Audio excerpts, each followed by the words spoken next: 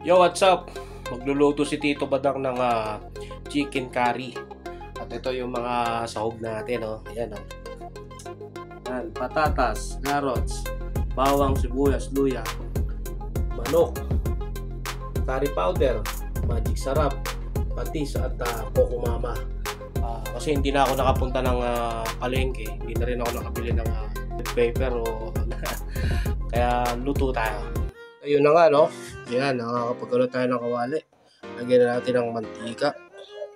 Sunod, syempre, yung bawang natin, ano? Yan. Sibuyas. Lagyan na natin ng luya dahil masunog-sunog na ang mga bawang sibuyas.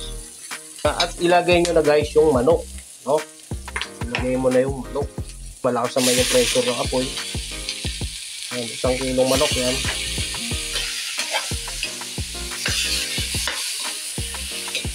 At syempre, huwag natin kalilimutan ng paminta. Yan. Para masarap. Ituin. Diba? Ito lang natin yan. At ako kasi style ko guys, dahil lang patatas saka carrots ay matagal maluto, matigas, sinasabay ko na yan. Tumambot. Kaya, may tubig na, no? Bigyan natin ng 2 basong tubig yan. Hindi ko na pinakita, pero hintayin na lang natin yung kumulo. Ayun na nga, lalagyan natin itong curry powder. No? Depende yan sa inyo kung gusto nyo matapang na curry powder. At halu-haluin para naman na, di ba? At nilalagyan din to ng laurel. Pero syempre sa ngayon, hindi ko siya lalagyan.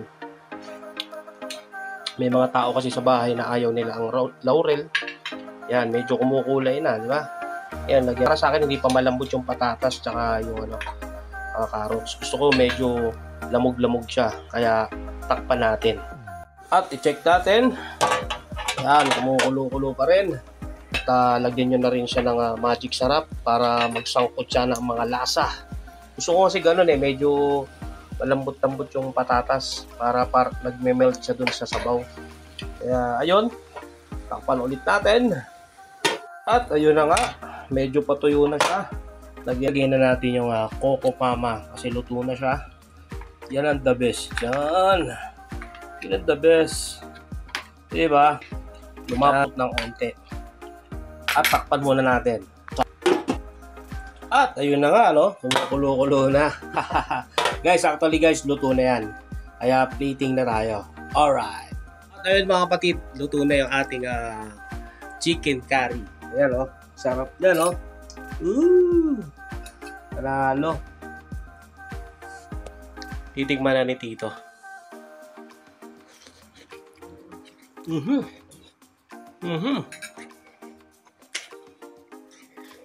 May pa.